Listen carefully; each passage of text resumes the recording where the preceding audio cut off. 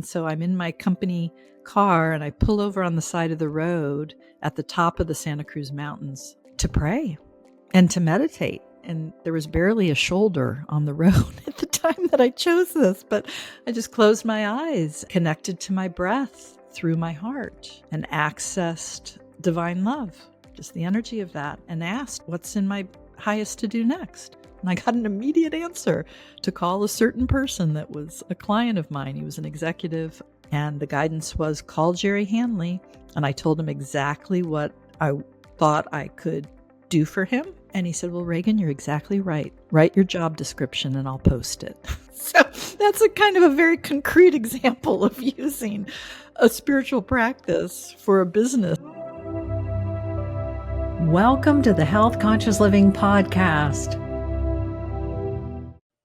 I'm Dr. Gayle Myers, and my special guest today is Regan Carothers. She is a spiritual teacher, writer, and founder of Aset Yoga Center. Her new memoir, recently published, Tragic Magic, is a testament to the power of unconditional love, forgiveness, and the discipline required to live a life from an unconditional loving heart. So welcome, Regan. Thanks a lot. I'm really glad to be here, Gayle. Thank you. Oh, it's so nice to have you.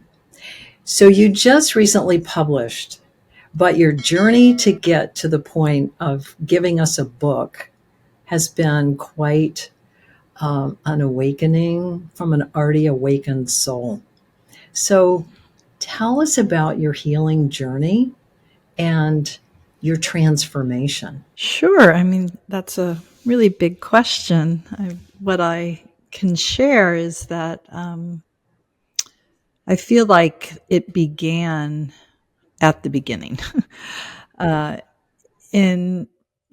whatever reason, I came in pretty aware and pretty awake. Felt very connected to a presence that I, couldn't name necessarily. I was characterized as someone that was deeply empathetic, like unusually so. And my mom chose a school, probably, one of the better decisions she's made, where I began at this school at the age of 3, and we meditated every day and did Tai Chi as an alternative to gym, photographed our energy field with Carillion film from time to time, and began each morning in devotional song. So singing about the power of prayer and divine love and conscious thought. And Maxwell Maltz, who wrote the book Psycho-Cybernetics, which birthed the positive psychology movement, was on the board of the school. So that his research and point of view kind of infused the pedagogy.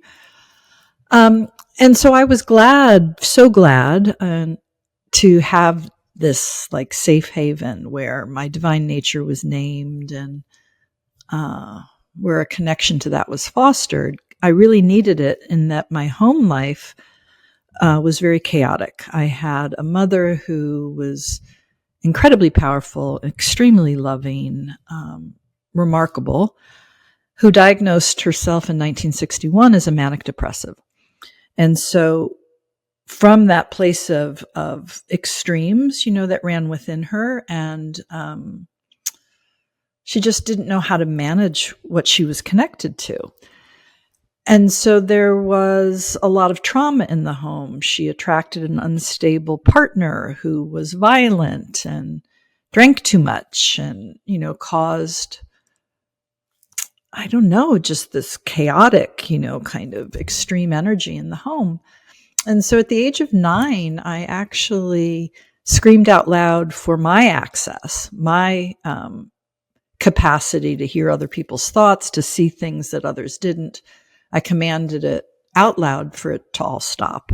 And it did until 27. And for lack of a better word, this entity that used to kind of terrorize me as a kid, like he followed me around and he often looked scary. Anyway, that That's who I said that dramatic goodbye to at the age of 9 when he was visiting. Anyway, I'm now 27. I'm a junior executive in academic publishing at a sales meeting, and the same entity in the middle of the night wakes me up from a deep sleep. And he's at the end of my bed, and I just responded, "Oh, it's you. It's only you. I'm not afraid of you." And that response, I mean, I guess I have no way of knowing, but in responding in such a sovereign way, I wasn't afraid of him for whatever reason. When I woke up the next morning, all I could feel was unconditional love and just complete divine embodiment and presence. And it, changed my life and became a reference point energetically to refer back to. And it seemed to be given to me from grace, or that's how it felt. Because at the time I wasn't quote unquote spiritual. I wasn't praying. I was, smoking a cigarette and taking a shot of vodka before I had to go back down and brief these executives, one of whom, did terrible things to a mentor of mine. So anyway, that changed, the course of my life. And I, found myself soon after on the staff of the HeartMath Institute, leading retreats and programs for business audiences. And I guess, just because of life and choice, that heightened awareness that I had and some of the remarkable initiation post began to fade. And while I could still remember, I wasn't disciplined in my practice. That changed in my mid 40s. I'm almost 60 now. It happened in my mid 40s. And in that discipline of practice, in continuing to show up, particularly when I didn't want to, for my prayer, for my meditation, that's when life began to kind of hum along with a lot more ease and awake kind of fulfillment. And I credit it to the discipline of practice. I mean, who knows? You just never know. Would I have felt that way anyway in the absence of practice? I guess one doesn't know for sure. But that's my perception, that it was the discipline of practice and really living the wisdom traditions of my youth and integrating it all along with my, high performance as an executive in Silicon Valley. I mean, it was a lot to kind of like integrate and unpack. But that's, I guess, the Cliff Notes version of what I've known.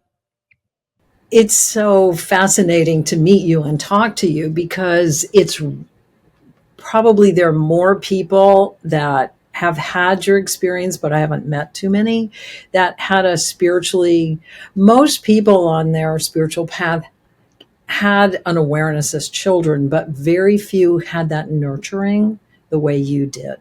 Like, you had a school, you had all that teachers and nurturers who gave you that space and validation, the validation of who you are as a spiritual being. And the contrast at home was so much of like the contrast we have in the world, because it's not like they're two different universes. And yet we're all spiritual beings having a human experience, right? To live, to grow, to gain wisdom and share our gifts with the world. And the journey can be pretty rough in the interim or in the wake up. And yet that divine fulcrum of source and heart and the loving grace that you connected with from early childhood never left. It doesn't leave us. We just move away from it or forget it. And we're challenged in the world because of the contrast. And so you kept finding your way back, because that loving grace and heart and being connected to the divine is such a, there's no greater power. And how we express it is our unique expression in the world for each one of us. And so you you did the rough journey that most spiritually awake people do, because it is a journey of healing. And you talk in the book about your family and your genetics and all the complexities of it, and then healing that consciously as you reconnected. And you did it in love, and there is no greater power. And so the healing power of love is just beyond anything else that we have, and we all have it. We just have to access it. And so as you went through your life and you came to these points of the bridge between spiritually aware and awake and living it, you have done it through prayer and meditation and yoga, right? And so now you're helping others through your book and through your yoga center. And you were just sharing with me, for example, today's class was you could say a later generation of people that come to your class. And so you must see that light in them. You know, it's like you see it in the children and you see it throughout all the ages. And so that's something for us to remember and to have that recognition, that spirit to spirit hello and communication that you had as a child. And yet at home, you know, and so many of us have had that experience, that, you know, our home life or our life in the world is almost, I don't want to say diametrically opposed, but it's certainly not the same as if you had stayed in that school and gone on about the world. Tell us, how did that transform you as a person, and then you as an executive who did Silicon Valley and all kinds of high-end executive jobs? I don't know. It becomes the thing, the energy, if you will, that you return to. And while I lack discipline, you know, as a single mother and an executive, spending 4 hours in the car driving to San Francisco from south of Santa Cruz, I don't know. It would be something I would drop myself back into. So as I commuted, for example, that was time for heart-centered meditation, even though I still had to be, you know, alert to the crazy commute conditions of the Bay Area.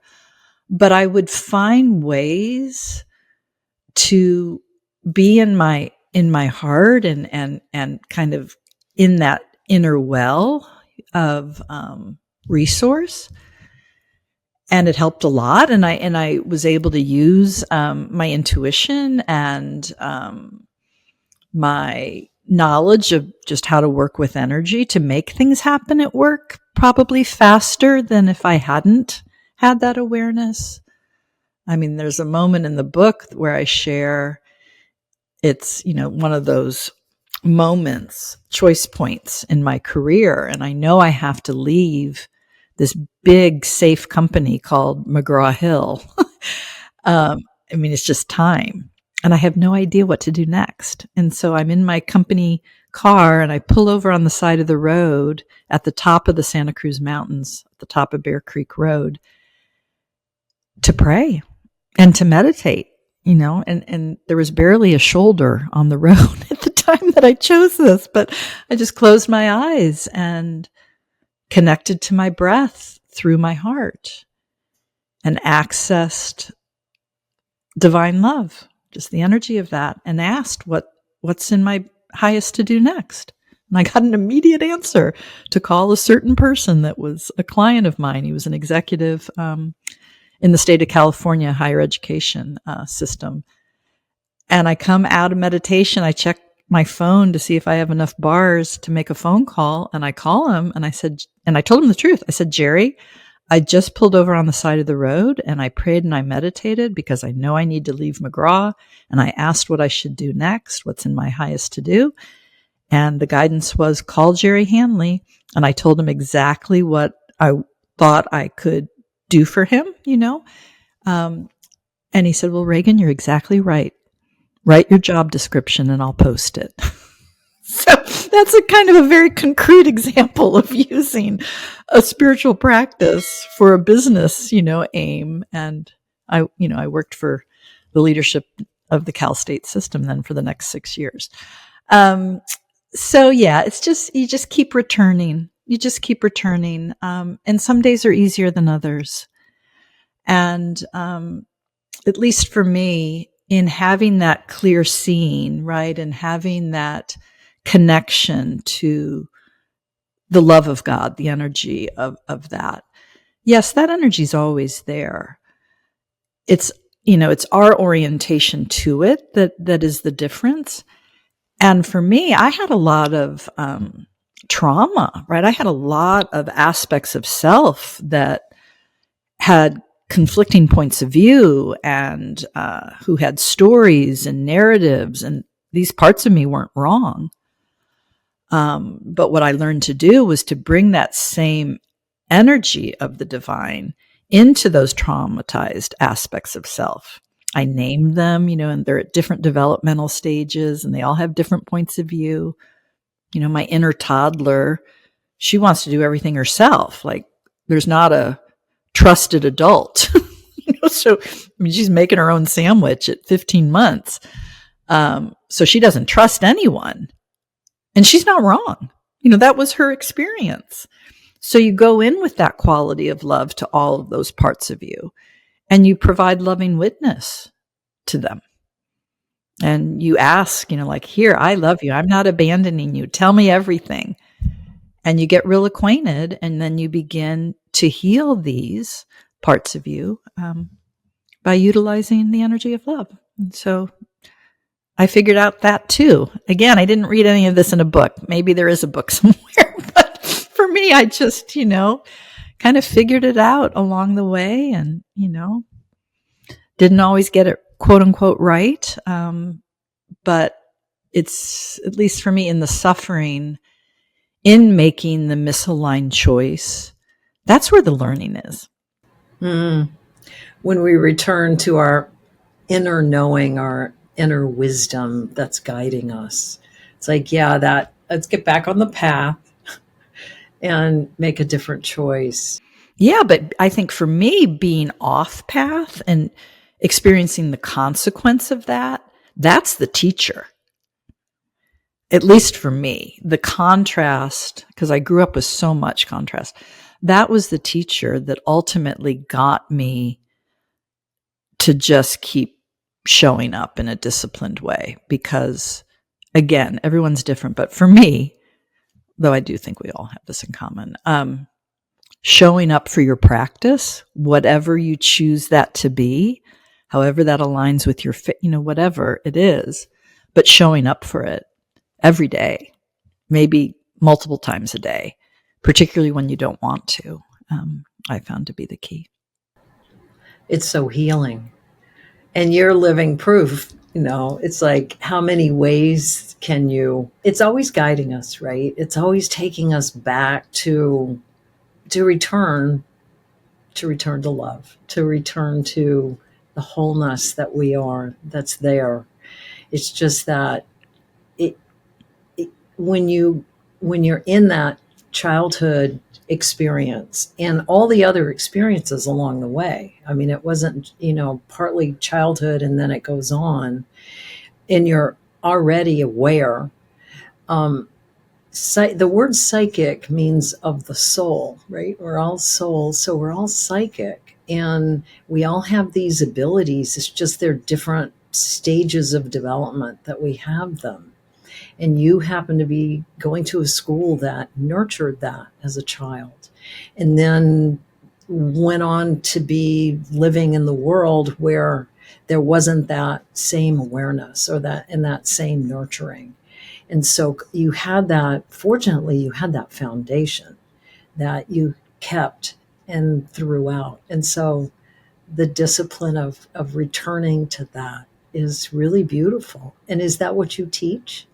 Yeah, sometimes. I mean, you can't really lead with the message of discipline. That's kind of off-putting for people, right? So, what I first help my students, whether they're coming to a yoga class or coming, for inner life coach, I mean, whatever the context is, we begin with first learning how to drop in to the heart and connect to the energy of the most profound love we've known. Whatever that is, start there. And it's like scaffolding, right? I mean, to learn how to connect to the felt sense of divine love, which is quite different than, any kind of human to human thing. Well, maybe holding your newborn. Maybe that's pretty close to the love of God. But anyway, helping my students first just drop into the felt sense of the most profound love they've known and to learn how to sustain that felt connection. So the feeling quality of it, not the image associated with the moment, how it actually feels and felt, and learning how to self-generate that. Kind of like just tuning into a radio station where you're just dialing in to that frequency, because it is a frequency, right? And learning just the dance, right? Because the mind is going to interrupt. You're sitting with your eyes closed, connecting to love, and the mind's going to be like, yeah, but what are you cooking for dinner? And you didn't go to the grocery store, like whatever. That's the nature of the mind, to be chatty that way.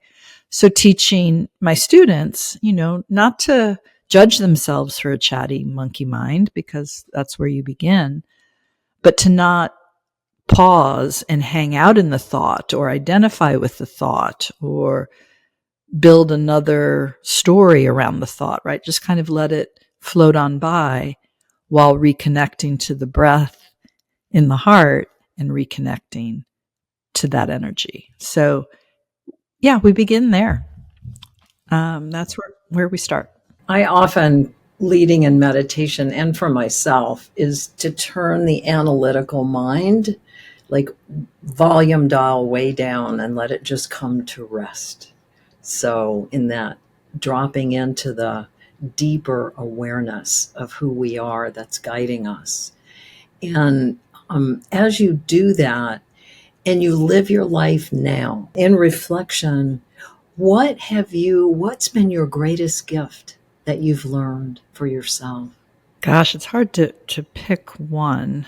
I think I think what immediately came to mind was, for most of my younger life, until I really became disciplined in my practice and took it to another level, my tendency often was to leapfrog over stuff. So because of the tools that I had and the awareness I had, it was easy to go to unconditional love and forgiveness. But what I ended up doing more often than not was really abandoning myself in that and not really acknowledging the depth of the trauma that whatever that was represented for me, how it impacted me. And so in some ways, in abandoning that kind of witnessing, right, you're not truly forgiving. You're not truly being unconditionally loving because you haven't gone through the stages of truly processing what you had experienced, right? So I finally, I think it was still in my 40s, I finally began the true process of ultimately getting to unconditional love and forgiveness, but not by bypassing the truth of what I had known. So that's a big gift and lesson to me that I've given myself. And also, and again, I don't do this perfectly. I'm a human being, but what I also have given myself is more kind of room internally to truly choose my response. And so, years after my awakening, I went to see the founder of my grade school. She was retired in Florida, and she was remarkable. And I asked her, I said, what did you want the legacy of our education to be? And she didn't hesitate. She said, I wanted you to know that every thought and feeling you have is your choice. And we don't really feel that way. We don't feel like we're choosing. But I have learned, again, through meditation, I think, is kind of the space provider so that when something is coming, I have more sovereignty inside and more capacity to choose instead of just being, swept up by whatever the energetics of the moment is, if that makes sense. Absolutely. Because when you stay connected to your wholeness, the parts can start to return to the whole. Yeah. So those two, and, latitude, I think it's an incredibly important energetic position to hold. And it's very related to compassion. But this idea of giving yourself latitude and giving others latitude when they make a misaligned choice. Mm. To stop the judgment, which is on the other side of compassion, right? And just give people latitude because, frankly, we all need it. We all have stuff. We're at different levels of tending to that stuff. We're at different places in terms of our studies of, esoteric knowledge and tools. I mean, we're all over the place. And we live in incredibly complex times. I mean, just the energetics alone of this time, much less, the specifics of any of it, but just the felt sense of what the collective is, kind of operating as in terms of the frequency. Yeah, it's just a complicated time. So, like sometimes you're going to really feel aligned and connected and embodied, and that's beautiful, and store it up because it's so wonderful, and you won't always feel that way. And don't have an expectation that you're walking in the world with that kind of expectation of yourself, right? Or an expectation of anyone else. We just do the best we can. Absolutely. Would you call the latitude giving grace? Yeah, sure.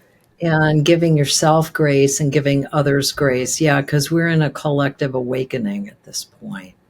Very different stages, and it is pretty chaotic. So the more we can stay present and the more we can reconnect within ourselves to our inner light and inner wisdom and to the love in your heart, that in and of itself is going to change the frequency, right? It's going to change the frequency of where we're at and how we interact with each other, especially as we give grace.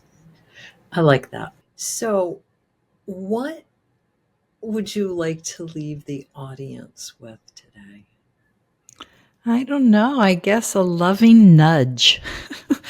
A loving nudge to begin to tend, if you aren't already, to do that kind of inner tending, inner parenting, holding loving witness to all of you, right? Particularly the parts of you don't like, or the parts that you don't like to visit because it's either too whatever the story is around it. But to begin to do that tending, and in support of that tending, to commit to a practice, maybe just choose one thing. And I can't tell you what that is. I mean, I'm happy to, coach you and help you figure that out. But it's important to keep showing up for yourself, closing your eyes, nice long spine, connecting to the energy of love and of God, and bringing that in and sitting in it. And dealing with all the inner navigation and all the inner distraction, just that's part of the process. But the intention being to embody as best you can the energy of love and the love of God. Because frankly, I think that's the point of why we're here is to learn how to do that. So you might as well, begin if you haven't already. And that's what I would want to leave your listeners with is commit to a practice and love yourself as fully as you can. Absolutely. That's so beautiful. Yeah, for me, it's meditation and grounding that divine light and being present in the world. And at the same time, finding ways to transmute the experiences and especially the past, so that we're not creating from that in present time. And being free to create anew because we're such creative beings. That's the thing. We're always creating, right? Whether we're conscious of it or not. And so the more of us that can just stop and say, wait, I can be here. I can be here in love and I can be present and I can allow that healing to happen in such a way that it's actually so nurturing and freeing. Because if you especially you talk about in your book, how freeing that was, you were able to reach those levels of forgiveness that, yes, we're all still working on them, but you're taking that in a conscious way every day. And that is freedom for all of us. Yeah. And we can create, the miraculous from that quality of energy. I mean, one thing I didn't share that I'd like to leave your listeners with, because it's, I think it's so hopeful in that the morning that I awakened, I just wanted to call my mom, tell her all about it. And I couldn't reach her, which never happened. And the only person I could reach by phone was my violent stepfather. This man who, was really the focal point of my trauma growing up. And I felt nothing but love for him. I mean, literally at the level of my cells, and told him so, told him that I forgave him and I had insight, intuitive insight into why he did as he did. And I'm just broadcasting it over the phone. I'm in San Francisco and he's in St. Louis. And he drops the phone in response to the transmission of energy, comes back and he said, well, Regan, I don't have an explanation for this, but a golden eagle just landed on the crabapple tree in the backyard. And then a red fox emerges out of nowhere and he's, a little disoriented. But what I will say from that transmission of love from my heart with the help of God, since then, and it's been 30 years, he's a kind and gentle man, full of gratitude for me. I can't even believe he's still here. He's in his mid-80s now. And so that, he's different, and we always hope, right? And we hear of these teachers, like Jesus who could heal people. And, I always believed he could, but never thought that I could necessarily make that kind of change or impact on someone, particularly at that age, when I was 27. And boy, I did. And it is a incredible testament to what can happen when we are embodied that way. So, I share a little more miracles in my book. That's the magic part of tragic magic. But, there's a lot of hope in that. There is. Thank you so much for sharing that because it's so beautiful. And it is such a testament to healing that in your loving grace and forgiveness, he was able to do that for himself as a result. And he transformed, and it was 30 years ago. Oh my goodness. That's great. People really need to hear that. So thank you. Thank you so much for being with us today.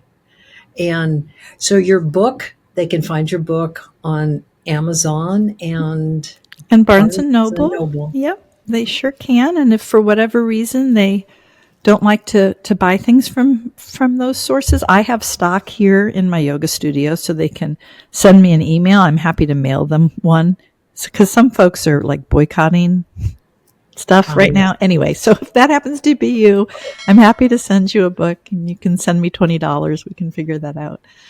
And it's in paperback and ebook. And yeah, find me on Instagram. I try to, make at least 4 or 5 videos a week, kind of just sharing my heart. So people can find me there, or on regancarothers.com. There's some more content, more stories I've written, and a way to reach out to me if folks want any kind of inner life coaching. Wonderful. Thank you. And we'll put this in the show notes. Thank you. I'm so glad to know you. I feel like I have a new friend. Yes. I'm excited to meet you and have you as a guest and share your beautiful story. So thanks again, Regan. You're so welcome. Bye. Thank you for watching.